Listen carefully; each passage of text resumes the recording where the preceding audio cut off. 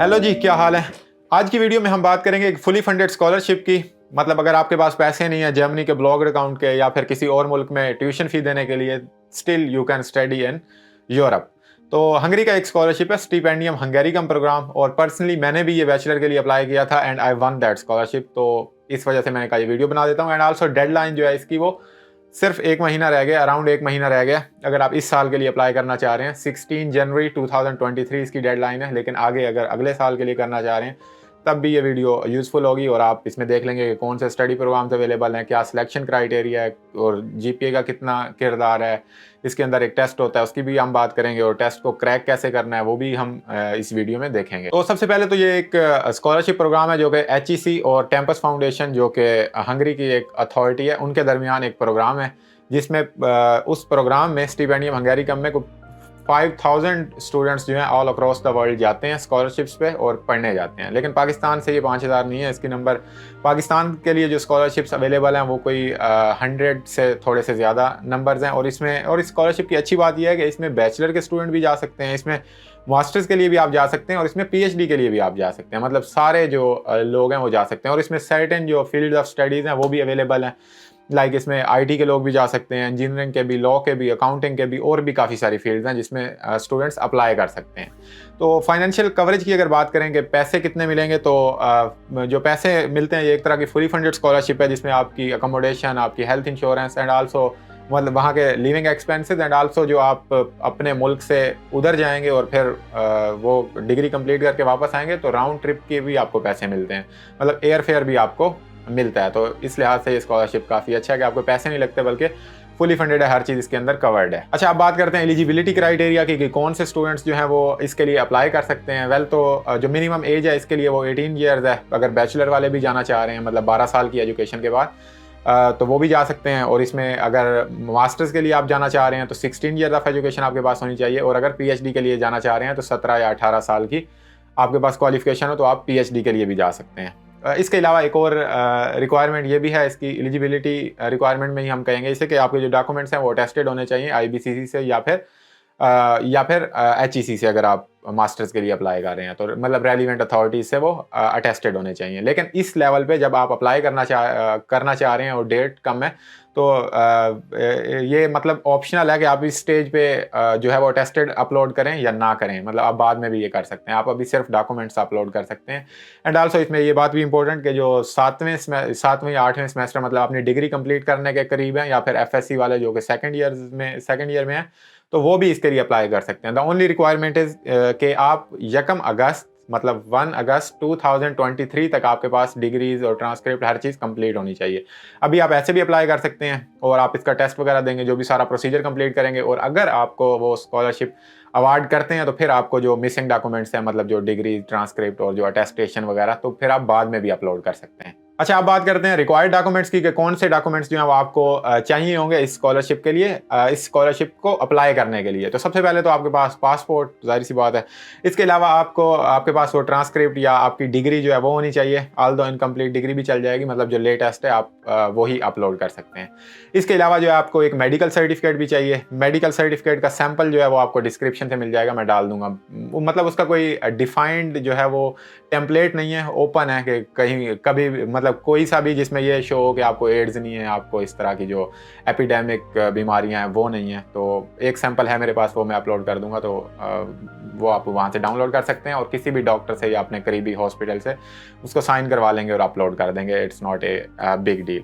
Also इसके पास जो है आपके पास आइल्स जो है वो ऑप्शनल है, मतलब HEC की तरफ से कोई रिक्वायरमेंट नहीं है कि आप जो है वो आइल्स करें और फिर स्कॉलरशिप के लिए एल होंगे, ऐसा कोई सीन नहीं है। हाँ, ये हो सकता है कि आपकी जो इंटेंडेड यूनिवर्सिटी है वो आपसे मांग सकती है आइल्स, लेकिन मेरे केस में लाइक मैंने अप्लाई किया and I one that scholarship, तो कहीं पे किसी भी स्टेज पे आइल्स की ज़रूरत नहीं पड़ी। और अक्सर यूनिवर्सिटीज़ ऐसी हैं जो कि आइल्स नहीं मांग रही। मतलब आपके पास जो है वो अगर प्रोफिशेंसी सर्टिफिकेट है, लैंग्वेज प्रोफिशेंसी सर्टिफिकेट, जो कि आपके यूनिवर्सिटी या कॉलेज से मिल जाता है, तो वो इनफ है, जिसमें ये डिस्क्राइब हो रहा होता है कि आपने जो कोर्स पढ़ा है वो जो एग्जिस्टिंग आपने कोर्स पढ़ा है वो इंग्लिश में है और आपकी राइटिंग, स्पीकिंग और सारी जो स्किल्स हैं वो पूरी हैं, तो वो काफ़ी होता है। इसके अलावा अगर आप पीएचडी के लिए अप्लाई करना चाह रहे हैं तो फिर आपके पास एक रिसर्च प्रपोजल और रिकमेंडेशन लेटर भी चाहिए। अच्छा, 2 मजीद डॉक्यूमेंट्स हैं जो कि आपको चाहिए। एक ऑनलाइन एप्लीकेशन, जाहिर सी बात है आप उसकी एप्लीकेशन फिल करेंगे, और वो जो एप्लीकेशन फिल करनी है वो 2 पोर्टल्स पे करनी है, एक एचईसी के पोर्टल पे और एक टेम्पस फाउंडेशन की, मतलब हंगरी की जो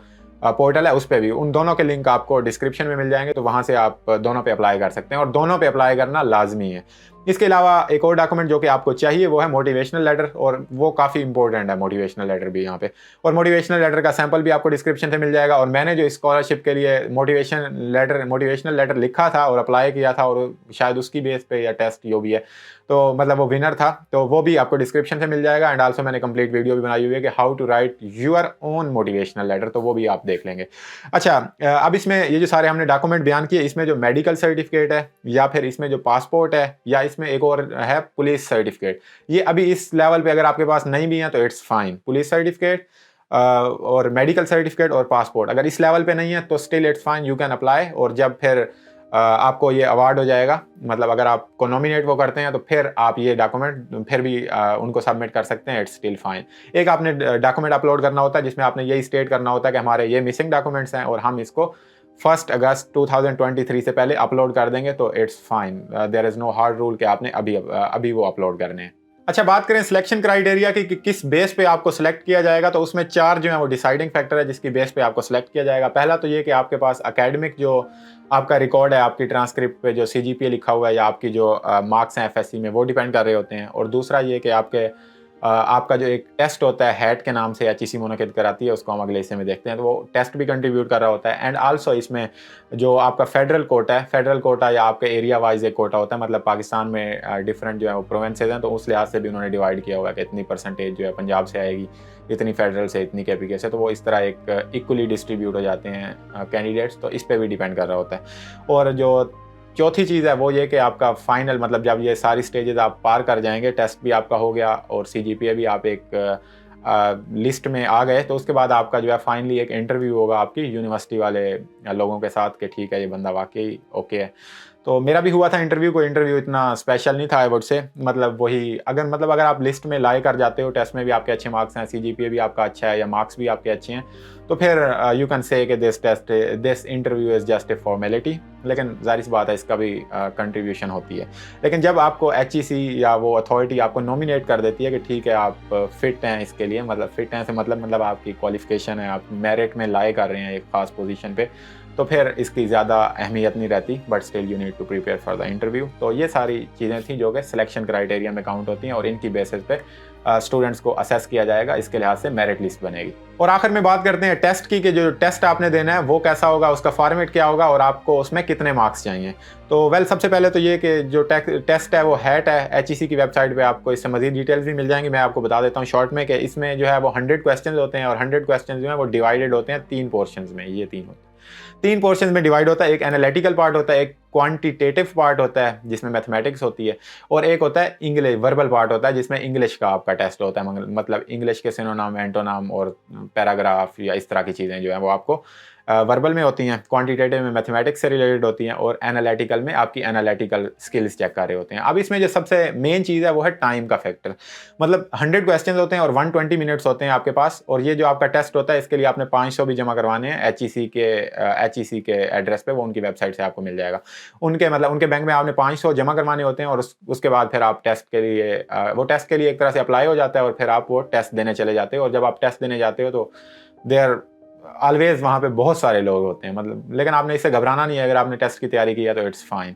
तो बहुत सारे लोग अप्लाई करते हैं, और इसमें जो 3 पार्ट्स मैंने आपको बताई दी हैं, और उनकी तैयारी कैसे करनी है, और तैयारी का मैं जो आपको डिस्क्रिप्शन से उसका भी आपको लिंक मिल जाएगा। आप उस ड्राइव पे जाएंगे और उस पर जो है वो आपको 2 बुक्स मिल जाएंगी, एक क्वान्टिटेटिव और वर्बल के लिए होगी, और दूसरी जो है वो होगी एनालिटिकल के लिए। एनालिटिकल के लिए पूरी बुक है। और एक बात आपने याद रखनी है कि जो सबसे ज़्यादा टफ टाइम देगा in terms of time management, वो एनालिटिकल पार्ट होगा।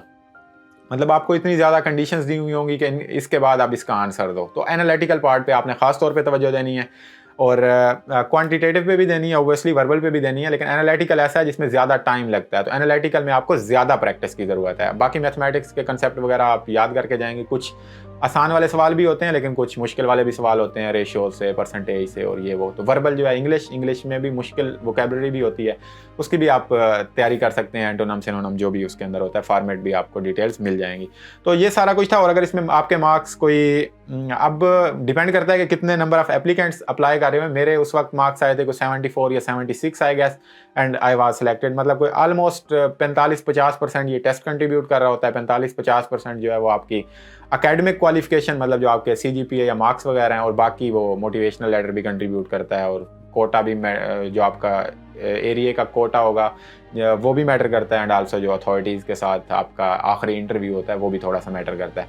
तो ये सारी चीज़ें हो गई। और अगर इसमें आप मार्क्स ले लेते हैं, कोई 80 से अबव ले लेते हैं, तो I think you would be confirmed for that, although it depends on number of applicants के इस साल कितने लोग अप्लाई कर रहे हैं और उनकी फिर परफॉर्मेंस क्या है। लेकिन अगर आप इतने मार्क्स ले लेते हैं 70-80 या इससे ऊपर, तो आई वुड से कि आपका कंफर्म हो ही जाएगा एक तरह से। तो ये था सारा कुछ, and I hope this video would be helpful. If this is the case then please like this video and also subscribe this channel. तो फिर आज के लिए इतना ही, मिलते हैं किसी और वीडियो में। Good bye.